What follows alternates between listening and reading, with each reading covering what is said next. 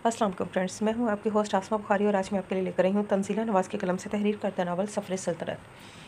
Channel को subscribe करें, video को लाइक करें और बेल आइकन को प्रेस कर दें ताकि आने वाली न्यू नोटिफिकेशन आपको बर वक्त मिल सके। हम चलते हैं एपिसोड 9 की तरफ। अस्सलाम वालेकुम नानो। अर्शिया ने हवेली में दाखिल होते ही सलाम किया था। बीजान ने अर्शिया को अपने सीने से लगाया था। आज वो अपनी शादी के पूरे 2 हफ्तों बाद खान हवेली वापस आई थी। अब वह सबसे मिली थी। अर्शिया, आयना, हूरिया पहले आए थे, बाकी सब रास्ते में थे। बुराक और मुराद किसी काम से गए हुए थे, इसलिए उन तीनों को आलिहान शाह लेकर आ रहा था। आलिहान आसमानी कलर की कमीज़ शलवार पहने कहर ढा रहा था। अब मनासर ऐसे थे कि आलिहान शाह हवेली के मर्दों के साथ बैठा हुआ था। आयना, हूरिया और अर्शिया हवेली की औरतों के साथ बैठी हुई थी। नानो, फिल्ज़ा, मरियम, उमर और जैद लाला कहाँ हैं? अर्शिया को हवेली खाली सी महसूस हो रही थी।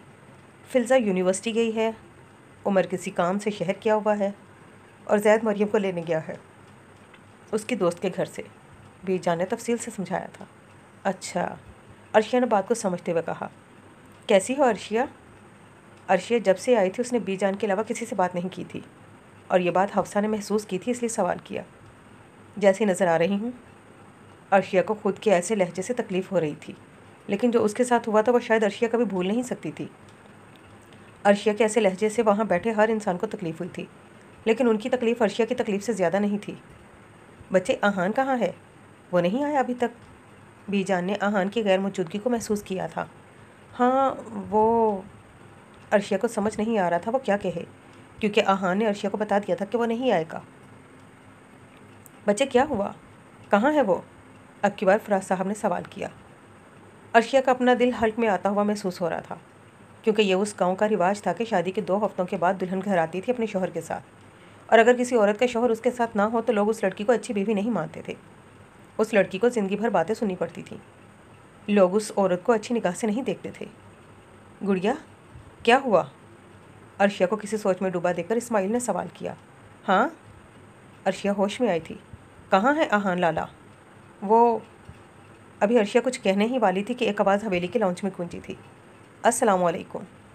अर्शिया को 1 सेकंड लगा था वो आवाज़ पहचानने में। अर्शिया ने हवेली के दरवाजे की जानिब देखा था, जहाँ आहान शाह, दाजी और बाकी सब मौजूद थे। अरे आहान लाला, हम अभी आपकी ही बात कर रहे थे। अब आहान इस्माइल के गले मिला था। दाजी और शाह फैमिली के सब मर्द अब खान फैमिली के मर्दों से मिल रहे थे। दाजी वली खान और बाकी सब लोगों से मिलने के बाद अब आहान शाह फराज साहब की जानिब बढ़ा था। आहान ने फराज साहब के दोनों हाथों को पहले चूमा था और उसके बाद आंखों से लगाया था। शाहनवाज साहब को आहान की इस हरकत पर खुशी हुई थी, क्योंकि आहान शाह ने दाजी के बाद ये मुकाम किसी को नहीं दिया था और आज उसने ये मुकाम फराज साहब को दिया था। फराज साहब को आहान शाह का उन्हें इतना एहतराम और इज़्ज़त देना अच्छा लगा था।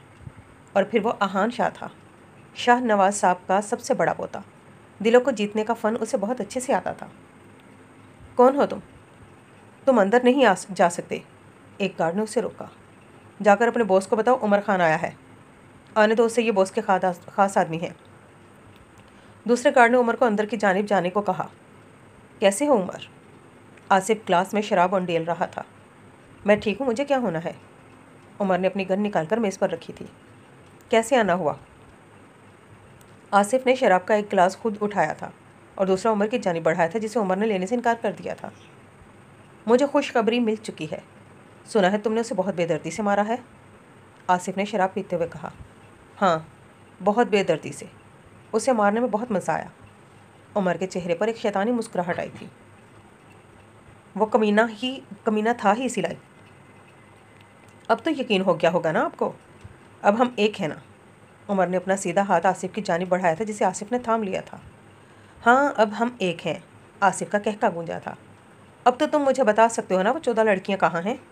उमर अपनी बात पर आया था। वो लड़कियाँ मेरे इस्लामाबाद वाले फार्म हाउस पर हैं। उनकी हम कल स्मगलिंग करेंगे थाईलैंड में, लेकिन उससे पहले आज वह मेरी रात रंगीन करेंगी। आसिफ का कहका गूंजा था। अच्छा, वैसे लोग तुम्हें बड़ा क्रिमिनल कहते हैं, लेकिन उन्हें तुम्हारे खिलाफ सबूत क्यों नहीं मिलता? उमर ने सवाल किया। जानते हो, मैंने आज तक अपनी ज़िंदगी में 40 लोगों को मारा है। 32 औरतों के साथ ज़्यादती की है, जिनमें से 10 बच्चियाँ थीं। और मज़े की बात बताऊँ, कुछ पुलिस वाले मेरे खिलाफ खड़े हुए थे। पता है मैंने उनके साथ क्या किया? क्या किया? उमर अंदाज़ा लगा चुका था। मैंने उन पुलिस वालों के घर में घुसकर उनकी बहन, बीवियों और बच्चियों के साथ ज़्यादती की। उन्हें ऐसे नोचा जैसे कुत्ता गोश्त को नोचता है। उसके बाद कुछ पुलिस तो मुल्क छोड़कर भाग गए और कुछ ने खुदकुशी कर ली। जो मुझे बर्बाद कर सके ऐसा पुलिस वाला ना तो पहले कभी आया था और ना ही कभी आएगा। आसिफ का ज़ोरदार कहका गूंजा था। अभी आसिफ ने मेज़ से शराब का गिलास उठाया ही था जब उसे अपने सर की पिछली तरफ गन रखी हुई महसूस हुई। आली खान को किसी की कॉल आई थी, इसलिए वो हवेली के बाहर वाले लाउंज में आ गया था। अभी वो किसी से कॉल पर बात कर ही रहा था जब उसकी नज़र कार से उतर के मरियम खान पर पड़ी। वो ग्रीन कलर की घुटनों तक आती फ्रॉक पहने, जिस पर फूलों का काम हुआ था, जिसके साथ ग्रीन ही कलर की कैप्री पहनी हुई थी। बाल बांधे दुपट्टा हल्का सा सर पर लिए वो बहुत प्यारी लग रही थी। अब ज़ैद और मरियम दोनों आली खान की जानिब बढ़ रहे थे। अस्सलाम वालेकुम, कैसे हो आली खान? ज़ैद आली खान के गले मिला था। वालेकुम अस्सलाम। मैं ठीक ज़ैद, तुम कैसे हो? आली खान ने मुस्कुराते हुए कहा। मैं भी ठीक। आहान भी आया है क्या? ज़ैद मुस्कुराया था क्योंकि बहुत कम ही दिनों में ज़ैद की आहान के साथ बहुत गहरी और अच्छी दोस्ती हो चुकी थी। कैसी हैं आप? मरियम जो आली खान की जानिब देख रही थी, आलियन के सवाल पर फ़ौरन नज़रें झुका गई। मैं ठीक, मरियम ने घबराते हुए जवाब दिया। मरियम, अभी वो बात कर ही रहे थे, अचानक अवेज़ की आवाज़ पर तीनों उसकी जानिब मतवज्जा हुए। अवेज़ मरियम की दोस्त मुस्कान का भाई था। मरियम और मुस्कान बहुत अच्छे दोस्त थे।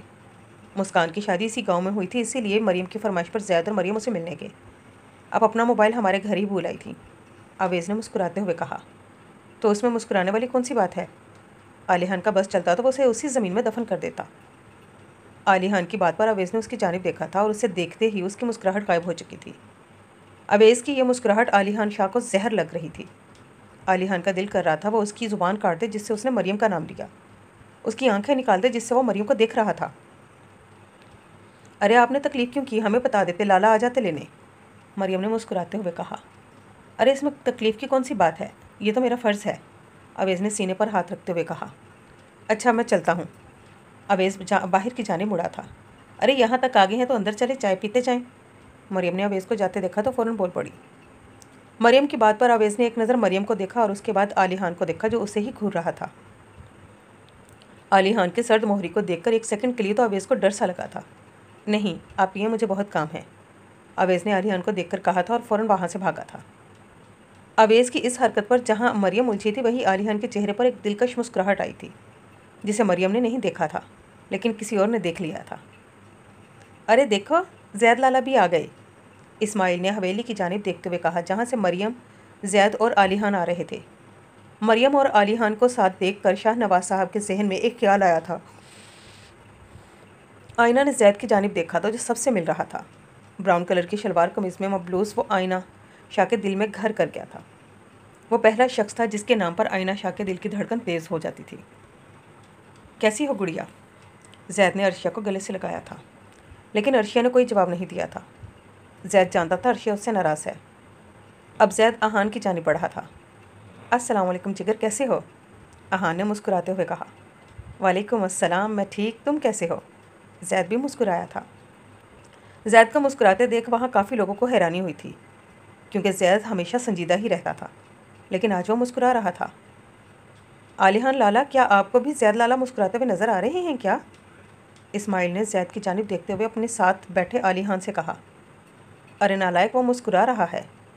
आलिहान ने हल्का सा थप्पड़ इस्माइल के सर पर मारा था। हैं, ये कैसे हो सकता है? सबर लाला से बात करनी पड़ेगी, कुछ तो चल रहा है उन दोनों में, इस्माइल ने जासूसी वाले अंदाज में कहा। इस्माइल के इस अंदाज पर आलिहान शाह का हंसा था। उस वक्त वो दोनों हवेली के बाहर वाले लाउंज में मौजूद थे। वैसे आहान कैसी गुजर रही तुम्हारी ज़िंदगी? ज़ैद खान सब जानता था। यार ज़ैद, तेरी गुड़िया बहुत जालिम है, मुझे मेरे बेड पर ही नहीं सोने देती, सोफ़े पर सो सोकर मेरी कमर अकड़ गई है, लेकिन तेरी बहन को मुझ पर ज़रा सा भी तरस नहीं आता।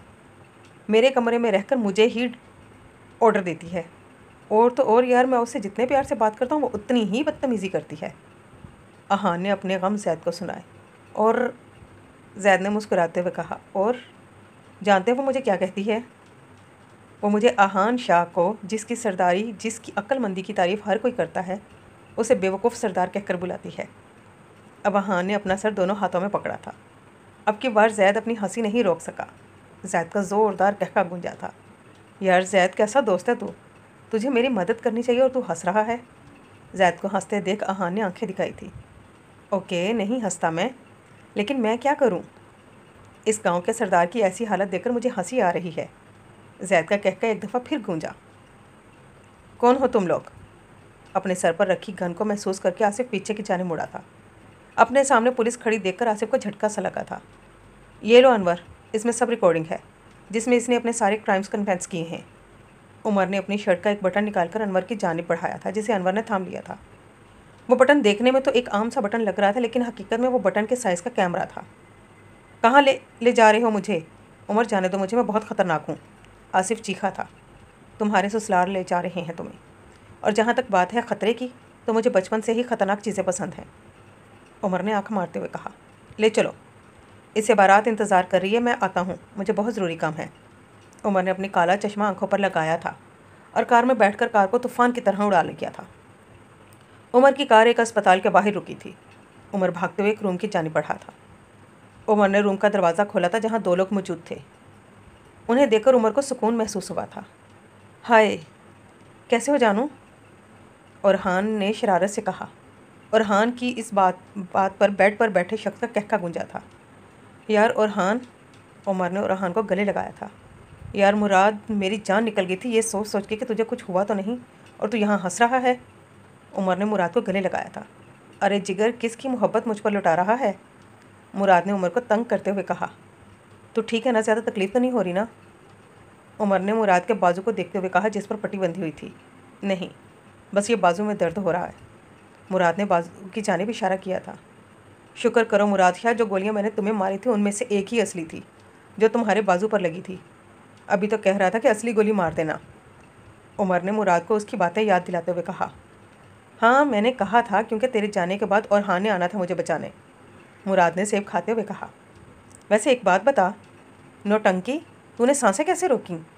उमर ने कुछ याद आते हुए कहा। मेरी जान, इटली में हम रोज़ स्विमिंग कॉम्पिटिशन लगाते थे, भूल गया क्या?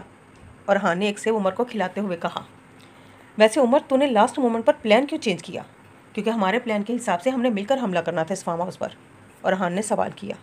उस हमले में बहुत कुछ हो सकता था, इसीलिए, उमर ने कुछ सोचते हुए कहा। वाह, क्या हम इतने अहम हैं तुम्हारे लिए? ओरहान ने उमर के गाल खींचे थे। मैं तुम दोनों की जान डेंजर में नहीं डाल सकता था, क्योंकि दोस्तों से कीमती कुछ नहीं होता इस दुनिया में, उमर ने संजीदगी से कहा। अरे जिगर, मुराद और ओरहान ने उमर को हक किया था। उमर खान, मुराद शाह और ओरहान अकबर तीनों की दोस्ती को 9 साल हो चुके थे। तीनों की जान बसती थी एक दूसरे में। इटली के लोगों को उन तीनों की दोस्ती को देखकर रश्क आता था। उन तीनों को लोग ट्राइब रेसिंग गैंग के नाम से जानते थे। वहाँ के लोग उन जैसे दोस्त पाने की दुआ करते थे। उन तीनों की दोस्ती बेमिसाल थी। ओरहान और उमर इटली में ही मिले थे। कॉलेज के टाइम से ही वो एक दूसरे को जानते थे। जबकि मुराद शाह 2 साल के लिए इटली गया था, उसी दौरान उसकी मुलाकात उमर और ओरहान से हुई थी, और वो तीनों बहुत अच्छे दोस्त बन गए थे। लेकिन फिर कुछ काम की वजह से मुराद शाह 2 साल के लिए पाकिस्तान आ गया था। 2 साल के बाद मुराद बैरिस्टर की डिग्री हासिल करने दोबारा इटली गया था, और फिर 5 साल बाद वापस आया था। उमर एक कामयाब और बहादुर पुलिस ऑफिसर था, जबकि मुराद शाह एक कामयाब और मशहूर बैरिस्टर था, जिसने आज तक हर केस में कामयाबी पाई थी। और ओरहान अकबर एक ज़हीन सॉफ्टवेयर इंजीनियर और एक कामयाब हैकर था। यही वजह थी कि उन तीनों ने मिलकर फैसला किया था कि वो हर हाल में ये केस सॉल्व करेंगे, और ये फैसला उन्होंने इटली में किया था।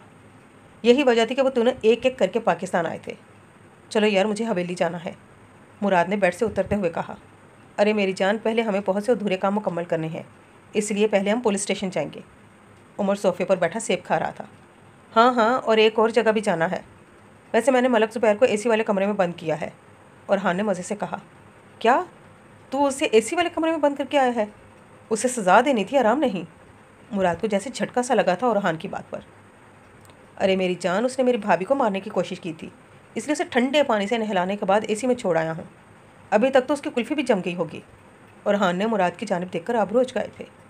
ओरहान की बात पर मुराद शाह मुस्कुराया था। मुराद शाह जो चेंज करके आ चुका था, स्काई ब्लू शर्ट पहने जिसके नीचे सफ़ेद कलर की पैंट थी, वो हमेशा की तरह खूबसूरत लग रहा था। अब मुराद शाह शूज़ पहनने के लिए झुका ही था जब उमर उसके कदमों में बैठा था। अब वो मुराद शाह के शू लेसिस बांध रहा था। वो तीनों ऐसे ही थे, एक दूसरे की तकलीफ़ महसूस करने वाले। मुराद, तुझे एक मज़े की बात बताऊं?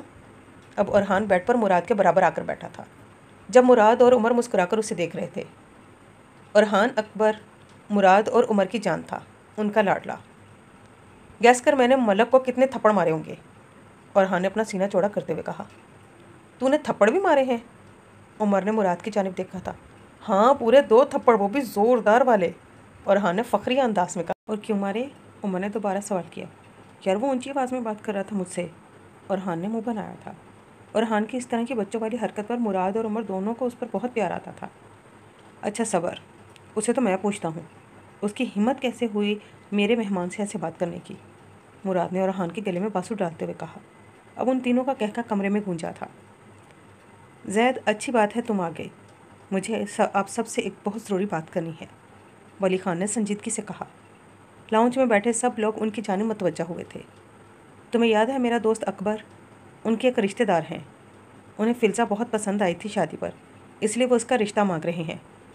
फ़िज़ा जो अभी चेंज करके आई थी दाजी की बात पर उसे हैरानी नहीं हुई थी, क्योंकि यही बात बीजान ने पहले ही उसे बता दी थी। सही, क्या करता है लड़का? जैद ने संजीदगी से सवाल किया। वो दुबई में होता है। उसकी फैमिली में बस एक वो और उसकी अम्मी है। उसका कोई भाई बहन नहीं है। उसके बाप का 5 साल पहले ही इंतकाल हो चुका है। मैं उससे मिला हूँ, बहुत नेक और अच्छा बच्चा है। दादी ने सारी बात तफसील से बताई थी। लड़के का नाम क्या है? उसकी बार सवाल आलिहान ने किया था। एहसन नाम है उसका। उन्हें वापस जाना है 1 महीने तक, इसलिए वो चाहते हैं कि फ़िज़ा का निकाह जल्द हो जाए। वो उसे साथ लेकर जाना चाहते हैं। दादी ने सारी बात बताई थी उसे। फ़िज़ा की मर्ज़ी पूछें, अगर ये राज़ी हैं तो सही है, वरना मना कर दें। हफ्सा ने जैद की जानिब देखते हुए कहा। बताओ गुड़िया, तुम्हें इस रिश्ते से कोई एतराज़ तो नहीं है? ज़्यादा फ़िज़ा की जानिब बढ़ा था। फ़िज़ा ने एक नज़र सबको देखा था और जब उसकी नज़र जन्नत पर पड़ी तो उसे बहुत कुछ याद आया था। नहीं, मुझे ये रिश्ता कबूल है, फ़िज़ा ने हवेली के दरवाजे की जानिब देखते हुए कहा। उमर जो मुराद और अरहान के साथ हवेली आया था, उसके कदम वहीं रुक गए थे। वो एक मजबूत और बहादुर पुलिस ऑफिसर था, लेकिन आज फ़िज़ा के मुंह से किसी और के लिए कबूल का सुनकर उसके कदम लड़खड़ाए थे जब अरहान ने उसे संभाला था। फ़िज़ा का उस रिश्ते के लिए हाँ कहना कई लोगों को हैरान कर गया था। बीजान जानती थी कि फ़िज़ा झूठ बोल रही है। जैद, मरियम, अरहान, आलिहान, हुरिया, हफ्सा, अर्शिया, आयना, सब लोग इस बात से बेखूबी वाकिफ़ थे कि फ़िज़ा झूठ बोल रही है, लेकिन कोई ये समझ नहीं पा रहा था कि फ़िज़ा ने ऐसा क्यों किया। अच्छा चलो फिर मैं एहसन को बता देता हूँ, अगले हफ्ते ही बच्चों का निकाह रख लेते हैं, दादी ने मुस्कुराते हुए कहा। वहाँ सब बैठे लोग खुश थे, लेकिन वहाँ बैठे नौजवान फ़िज़ा के जवाब से मुतमिन नहीं थे। आओ उमर बच्चे, अच्छा हुआ तुम आ गए। देखो फ़िज़ा, अभी दादी बोल रहे थे जब उमर बोल पड़ा था। जी मैंने सुन लिया है सब। वहाँ बैठे सब नौजवानों को उमर का दर्द महसूस हुआ था। वो सब बहुत कम वक्त में एक दूसरे के बहुत करीब आ गए थे। अरे अरहान बच्चे, अरहान दादी से मिला था। खान फैमिली अरहान को बहुत अच्छे से जानती थी। खान फैमिली के कुछ मर्द पहले भी अरहान से मिल चुके थे। अरहान की नज़र सामने बैठी जन्नत पर पड़ी थी जो उसे ही देख रही थी। अरहान के दिल में एक अजीब सा एहसास हुआ था। अस्सलाम वालेकुम, कैसे हो तुम सब? सब नौजवान बच्चे इस वक्त हवेली के बाहर वाले लाउंज में मौजूद थे। सब बड़े लाउंज में मौजूद सोफ़ों पर बैठे थे, जबकि नौजवान नीचे घास पर बैठे बातें कर रहे थे। सब बुराक की आवाज़ पर उसकी जानिब मुतवज्जा हुए थे। बुराक सबसे मिलने के बाद अब उनके पास बढ़ा था और अरहान शाह के साथ बैठा था। वो सब ट्रुथ डियर खेल रहे थे जब आयना के जहन में एक सवाल आया था। दादी, एक बात बताएं, मेरे सब भाइयों में से सबसे ज़्यादा मजबूत कौन है? शाहनवाज साहब अपनी पोती के इस सवाल पर मुस्कुराए थे। बच्चे, मेरे सब पोते बहुत मजबूत हैं, शाहनवाज साहब ने प्यार से कहा था। दादी, कोई एक बताएं ना जो कभी रोया ना हो, हुरिया ने ज़िद की थी। वैसे तो सभी हैं, लेकिन अरहान शाह उसकी बात अलग है। मेरा कोई पोता भी ऐसा नहीं था जो बचपन में चोट लगने पर रोया हो। सब बहुत बहादुर हैं, लेकिन अरहान शाह वो वाहद बच्चा है जिसका बचपन में सर फट गया था। सर पर 6 टांके आने के बाद भी अरहान शाह मुस्कुरा रहा था। अगर उसकी जगह कोई और होता तो वो रो रहा होता। इसलिए अरहान शाह बहुत मजबूत है, दादी ने फ़ख्री अंदाज में कहा। बीजान ने एक नज़र हवेली की जानिब देखा, फिर उस हवेली में हंसते हुए उन सब की आवाज़ों को देखा। बीजान ने उन्हें देखा था जो बहुत खुश थे, सब मुस्कुरा रहे थे। आज पूरे 22 सालों बाद ये हवेली एक दफ़ा फिर हवेली लग रही थी। बीजान ने दुआ की थी कि इस हवेली की और उन बच्चों की खुशियों को नज़र न लगे। लेकिन किस्मत को कुछ और ही मंजूर था। वो नहीं जानती थी जिन बच्चों की खुशियों की दुआएं वो मांग रही थी उन सब पर क़यामत आने वाली थी। रात के 12 बज रहे थे। उमर, मुझे वो लड़का सही नहीं लग रहा, क्योंकि इतनी जल्दी निकाह कुछ तो है उसमें। ओरहान और मुराद उमर के साथ थे। मुराद के बाजू पर गोली लगी थी। शाह हवेली के सब लोग जा चुके थे, लेकिन मुराद शाह उमर के पास ही था। वो कैसे जा सकता था उमर को इस तकलीफ़ में छोड़ के। सिर्फ ओरहान और मुराद जानते थे कि उमर 9 साल की उम्र से ही फिल्ज़ा खान से मोहब्बत करता था, जो आज इश्क में तब्दील हो चुका था। यार उमर, तो सैड ना हो, मैं बात करता हूँ भाभी से, वो ऐसा कैसे कर सकती हैं। ओरहान अपनी जगह से खड़ा हुआ था। नहीं यार, जाने दे, उसे कोई और पसंद है। उमर ने ओरहान का बाजू पकड़कर उसे दोबारा कुर्सी पर बैठाया था।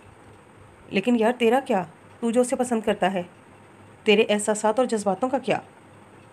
यार उमर, मैं उनसे बात करूँगा, वो कैसे कर सकती है मेरे यार के साथ ऐसे। ओरहान को अब उमर की फ़िक्र होने लगी थी। मुराद ने उमर को सीने से लगाया था। यार मुराद, मुझे उससे मोहब्बत नहीं है। मुझे फिल्ज़ा खान से इश्क है जिसका कोई इलाज नहीं है। ये लाइलाज है।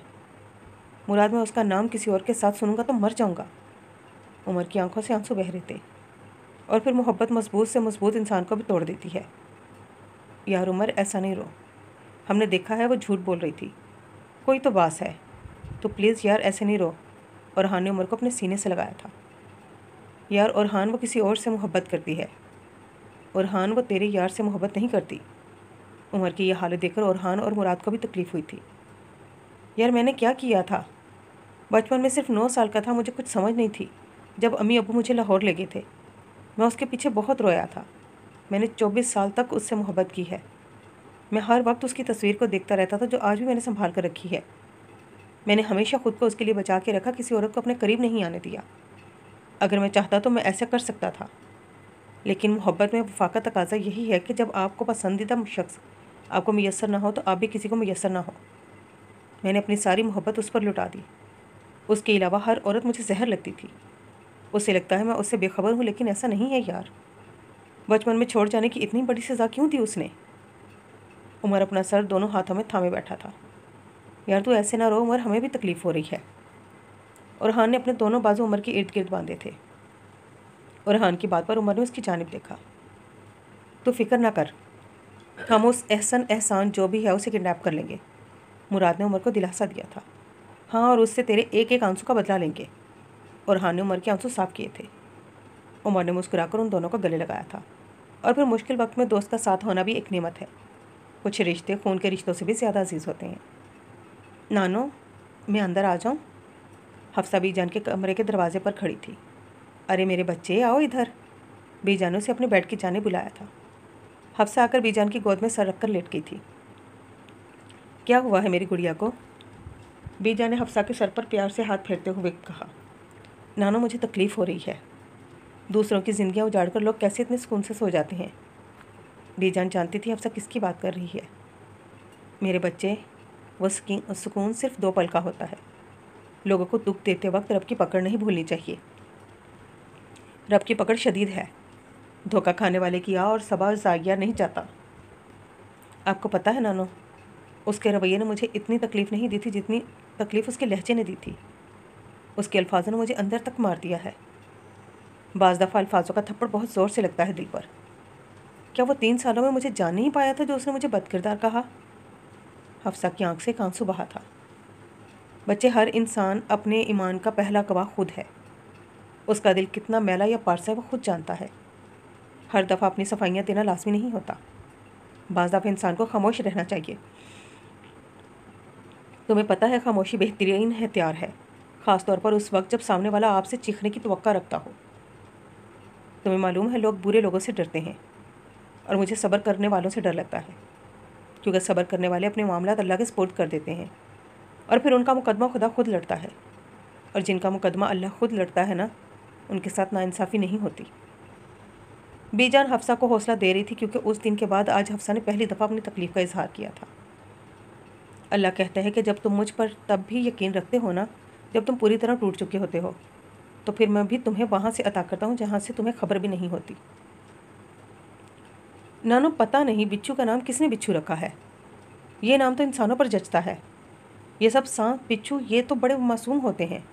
उनका जहर मिलकर भी एक ज़ुबान के जहर के बराबर नहीं होता। नानो, वो शख्स मुझे अधूरा कर गया है। हफ्सा की आवाज़ में तकलीफ़ साफ झलक रही थी। बच्चे, जब कोई शख्स आपको अधूरा छोड़ जाए ना, तो खुदा मुकम्मल करने पहले वाले से ज़्यादा बेहतरीन शख्स भेजता है। अर्श, एक बात पूछूं? आहान सोफे पर लेटा एक गहरी सोच में मुब्तला था। क्या पूछो?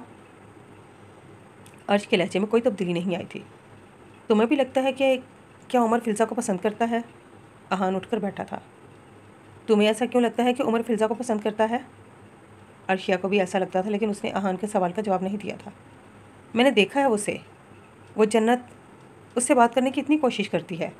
उमर उससे सीधे मुंह बात भी नहीं करता, लेकिन फिल्ज़ा से बात करते वक्त उसका लहजा बहुत नर्म होता है। तुम मानो या ना मानो, वो फिल्ज़ा को पसंद करता है।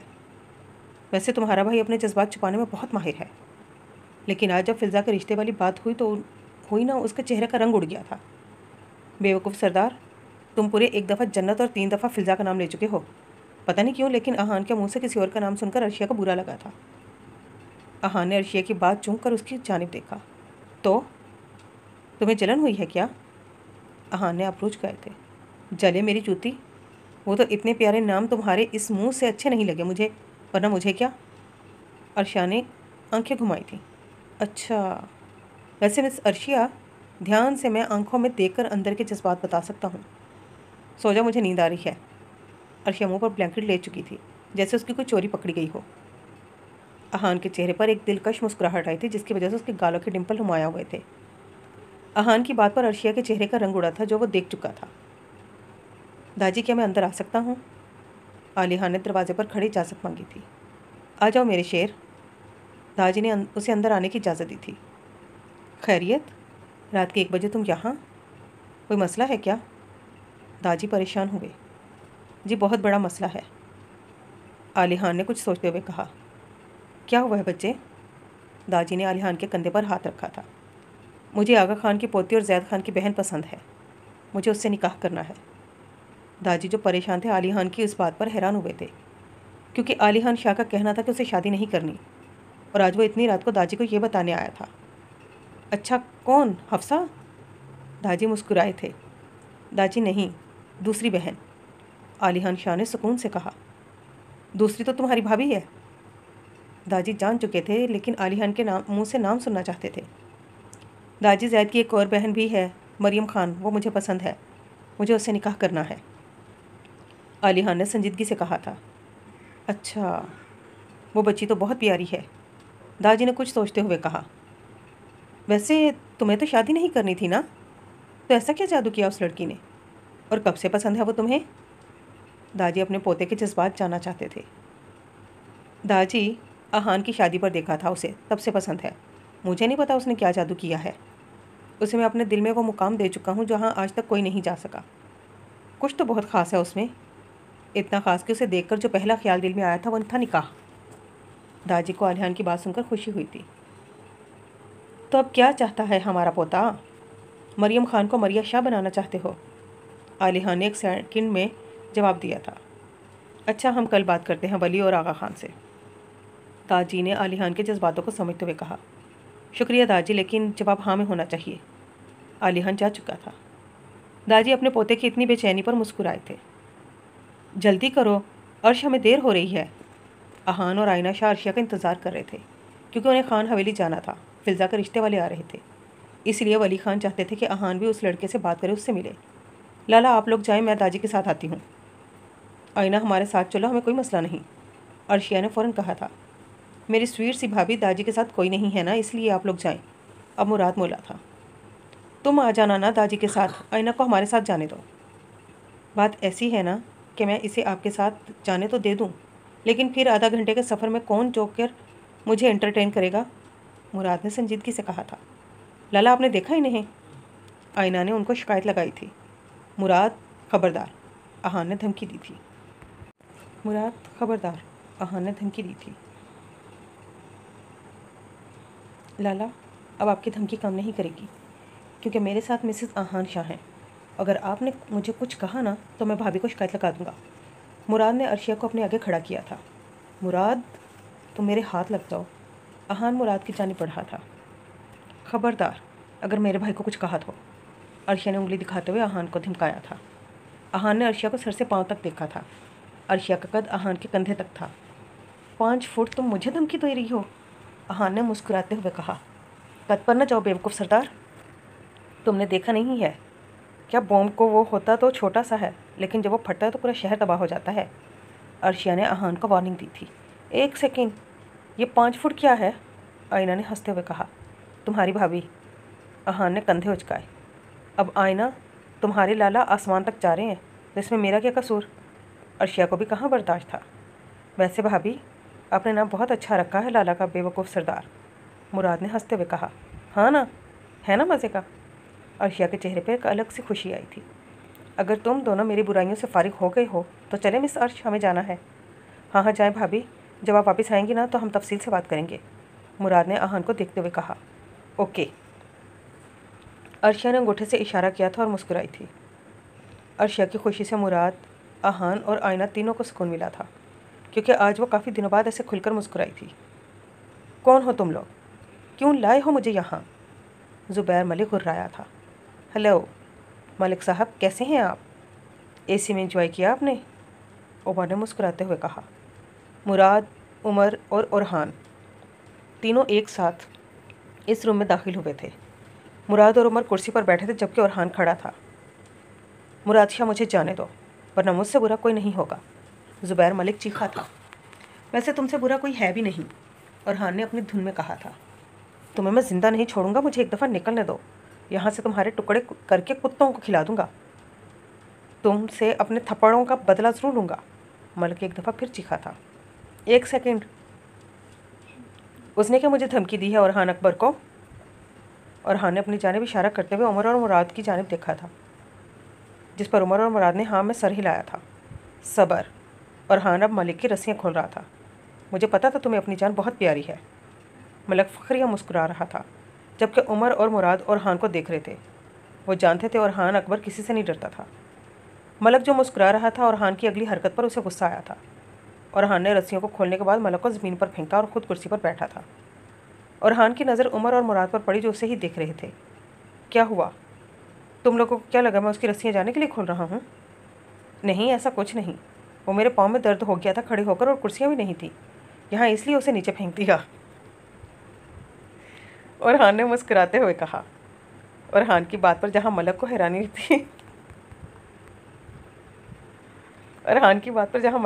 हुई थी वहाँ मुराद और उमर का कहका गूंजा था। और तुम किसे धमकी दी थी तुमने? हाँ, पहले तो मुझे ये बताओ कि तुम्हारी उम्र क्या है? ओरहान ने मलिक का कॉलर पकड़ा था। 23 साल। मलिक ने अपना कॉलर छुड़वाते हुए कहा। मैं तुमसे पूरे 1 साल बड़ा हूँ, तुम्हें बड़ों से बात करने की तमीज़ नहीं है क्या? ओरहान ने ज़ोरदार थप्पड़ मलिक के मुंह पर मारा था, जिस पर मलिक बुखला गया था। उमर और मुराद बहुत दिलचस्पी से ओरहान को देख रहे थे। क्या आप पागल इंसान हो? तो तुम्हें अभी मलिक बोल रहा था कि ओरहान ने एक ज़ोरदार थप्पड़ मलिक के दूसरे गाल पर मारा था। तुम्हें मेरी बात समझ में नहीं आई क्या? एक तो मैं तुमसे 1 साल बड़ा हूँ, मुझसे आप कहकर बात करो, और मैंने मना किया है ना, बड़ों से तमीज़ से बात करो। तुम फिर मुझे धमकियाँ दे रहे हो। अब ओरहान ने दोबारा एक थप्पड़ मलिक के चेहरे पर मारा था। उमर और मुराद अपनी हंसी रोकने की नाकाम कोशिश कर रहे थे। खुदा का वास्ता, मुझे ऐसे दूर करो। अब मलिक मुराद के पाँव पड़ा था। हैं? मैंने ऐसा भी कुछ नहीं किया जो तुम मुझसे ऐसे पनाह मांग रहे हो। ओरहान ने आंखें घुमाई थी। अब मुझे बताओ, तुमने मेरी बीवी पर हमला कैसे किया? अब मुराद ने मलिक का मुंह अपने हाथों से दबोचा था। मैं बस बदला लेना चाहता था। दुश्मनी अपनी जगह, लेकिन ज़ुबैर मलिक को शाह हवेली के मर्दों से बहुत डर लगता था। किस बात का बदला? मुराद ने मलिक का जबड़ा दबा दिया था। हुरिया ने मुझे थप्पड़ मारा था।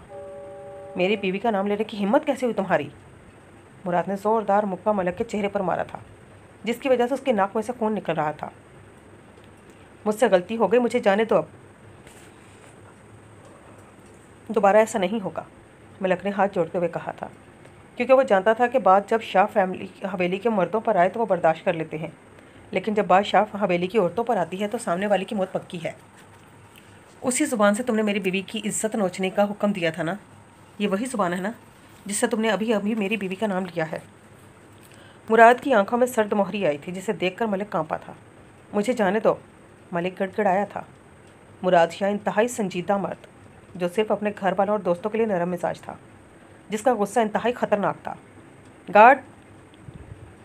एक शख्स मुराद की आवाज़ में कमरे में दाखिल हुआ। इसकी ज़ुबान काट दो। लेकिन याद रहे ये मरना नहीं चाहिए।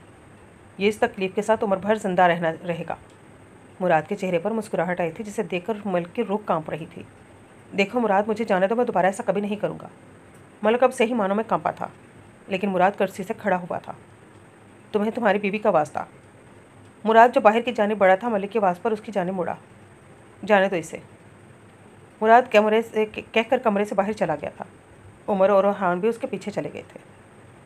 अस्सलाम वालेकुम, कैसे हैं आप? एहसन दाजी के गले मिला था। अब वो सबसे मिला था। अरे कहाँ है हमारी होने वाली बहू? उसे बुलाएं।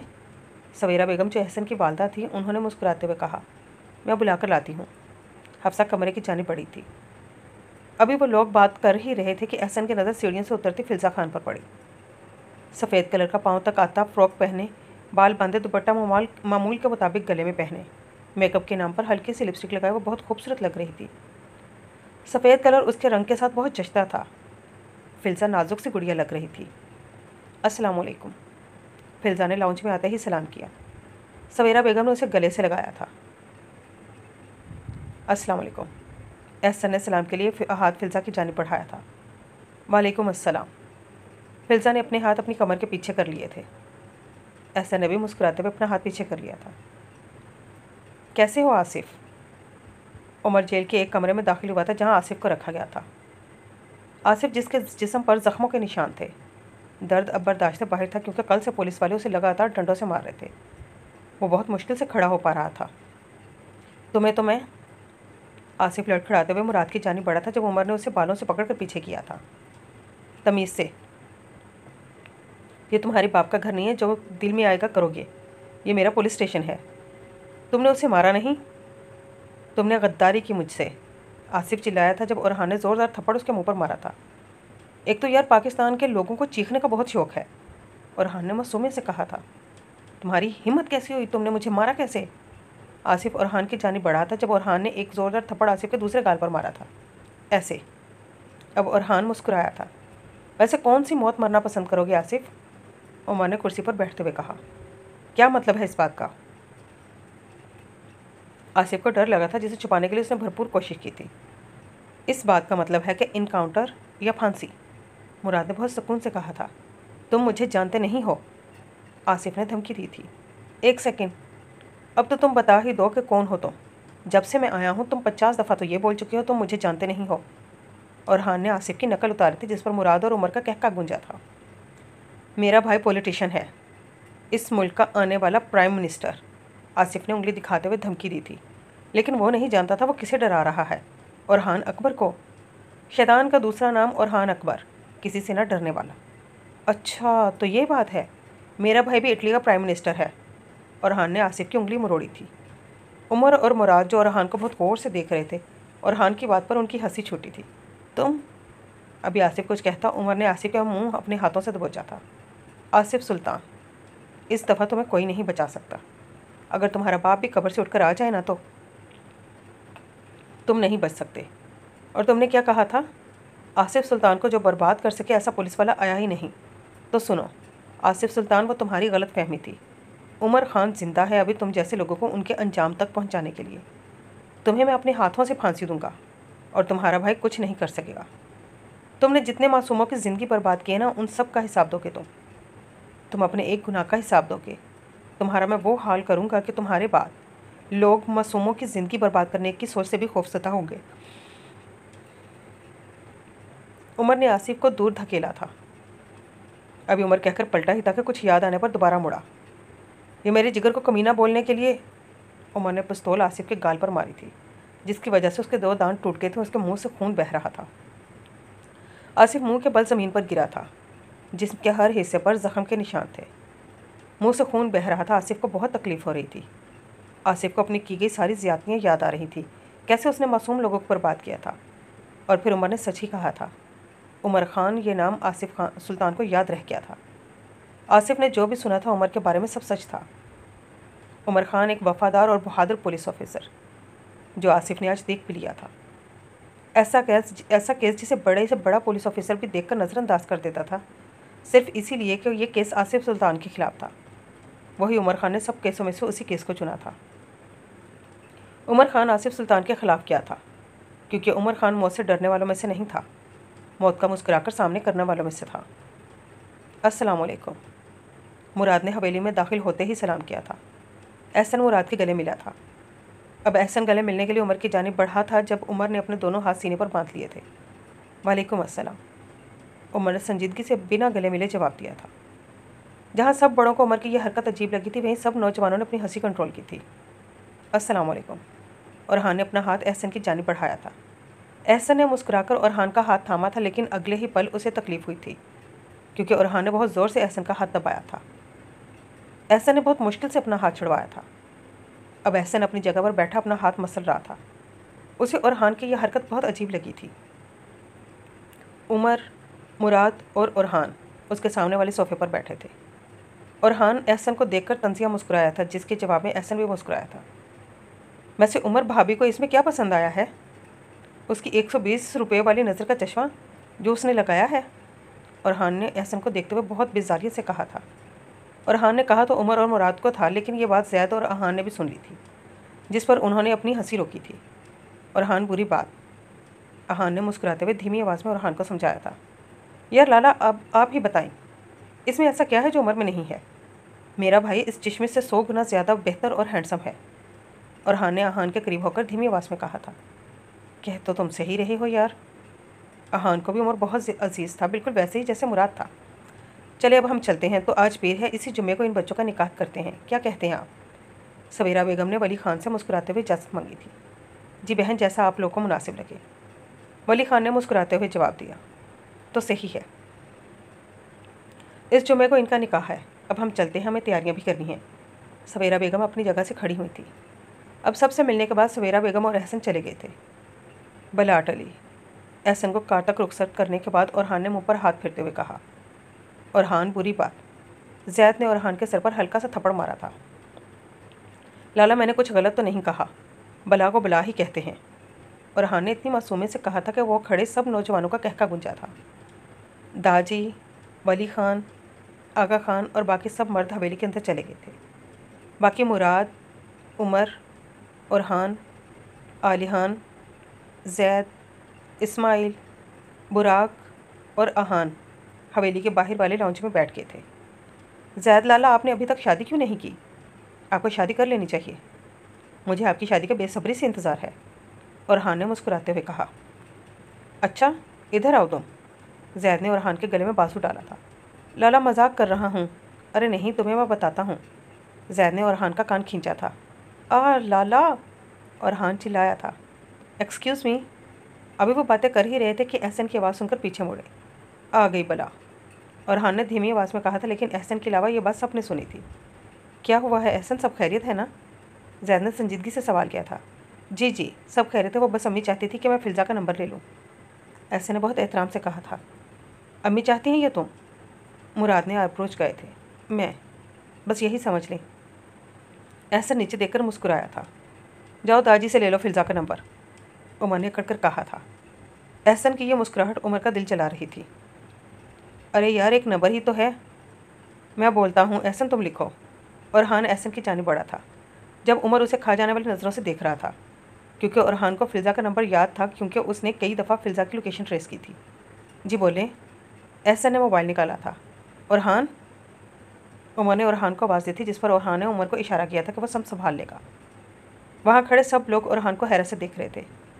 वो कैसे इतनी आसानी से फ़िज़ा का नंबर एहसन को दे सकता था, ये जानते हुए भी कि उमर को उससे तकलीफ़ होगी। औरहान उमर को देखकर नंबर बोल रहा था, लेकिन जैसे जैसे औरहान नंबर बोल रहा था, उमर और मुराद के चेहरे पर मुस्कुराहट आ रही थी। थैंक यू औरहान, एहसन ने मुस्कुराते हुए कहा और चला गया। माय प्लेयर, औरहान ने सीने पर हाथ रखते हुए कहा। तुम लोग मुस्कुरा क्यों रहे हो? अहान को उमर और मुराद का मुस्कुराना अजीब लगा था। हम इसके लिए इसलिए मुस्कुरा रहे हैं क्योंकि जो नंबर औरहान ने एहसन को दिया है वो फ़िज़ा का नंबर नहीं है। मुराद की बात पर उमर और औरहान का कहका गुंजा था। तो फिर किसका है? ज़ैद ने हैरानी से औरहान को देखा था। औरहान अकबर का है वो नंबर, बेचारा एहसन। औरहान ने हंसते हुए कहा। क्या वाकई? अब बुराक ने सवाल किया था। हाँ ना बुराक, तुम्हें क्या लगा मैंने उसे फ़िज़ा का नंबर दिया है? औरहान ने अपना कॉलर झाड़ा था। औरहान की बात पर लाउंज में उन सब का कहका गुंजा था। वली खान, हम आपसे एक बहुत ज़रूरी बात करना चाहते हैं। सब लाउंज में बैठे थे जब शाहनवाज साहब ने कहा था। जी बोले। वली खान के लहजे में एहतराम था। दरअसल हम चाहते हैं कि हम आली खान की शादी कर दें, इसलिए हम आपसे आपकी पोती मरियम खान का हाथ अपने पोते आली खान शाह के लिए मांगते हैं। दाजी ने बहुत सुकून से कहा था, लेकिन दाजी की बात पर जहाँ सबको हैरानी थी वहीं मरियम के सब पर बम फटा था। अगर किसी को हैरानी नहीं हुई थी तो वो था ज़ैद खान, क्योंकि वो इतना तो जान चुका था कि आली खान शाह उसकी बहन को पसंद करता है, और ये बात तो हर कोई जानता था कि शाह जिसे पसंद करते हैं उसे अपनी इज्जत बनाते हैं। अचानक आगा खान ने सवाल किया था। दरअसल बात यह है कि हमें मरियम बच्ची बहुत पसंद है, इसलिए हमने सोचा था कि उसे अपनी आली खान की दुल्हन बनाएंगे। हम ये बात पहले ही करना चाहते थे, लेकिन याद ही नहीं रहा, इसलिए आज मौका मिला तो कह दिया। मेरा पोता बहुत अच्छा है, बहुत समझदार है, बहुत साबर है। शाहनवाज साहब ने साबर का अल्फाज कहते हुए आली खान की जानिब देखा था। उन्हें अपने पोते की हरकत याद आई थी कि किस तरह वो रात के 1 बजे उनसे ये बात करने आया था और उन्हें रिश्ता ले जाने का हुक्म दिया था। जी हम जानते हैं, आली खान बहुत अच्छा बच्चा है, हमें कोई मसला नहीं है, आप ज़ैद से पूछ लें। आगा खान ने मुस्कुराते हुए कहा, क्योंकि उन्हें शुरू से ही आली खान बहुत सब्र वाला और अच्छा लगा था। ज़ैद बेटे, तुम्हें कोई मसला तो नहीं? शाहनवाज साहब ने ज़ैद से मंजूरी चाही। नहीं, लेकिन मैं मरियम से बात करने के बाद आपको बताता हूँ। ज़ैद के लहजे में बहुत अदब था। जैसा तुम लोगों को सही लगे, लेकिन कल सुबह तक जवाब दे देना। शाहनवाज साहब अपनी जगह से उठे थे। भाई इतनी जल्दी जा रहे हैं आप? आगा खान ने शाहनवाज साहब को खड़े होते देखा तो वो भी उठे थे। नहीं भाई साहब, हमें बहुत काम करने हैं, इजाज़त दें। शाहनवाज साहब सबको अलविदा कर रहे थे। सब मर्द हवेली के बाहर की जानिब पड़े थे। आली खान शाह जो बाहर जा रहा था मरियम के पास रुका था। मरियम सदमे में खड़ी थी, उसे कुछ समझ नहीं आ रहा था ये क्या हो रहा है। सोच समझ कर जवाब दीजिएगा, मेरी ज़िंदगी बदल देगा आपका इकरार भी और इनकार भी।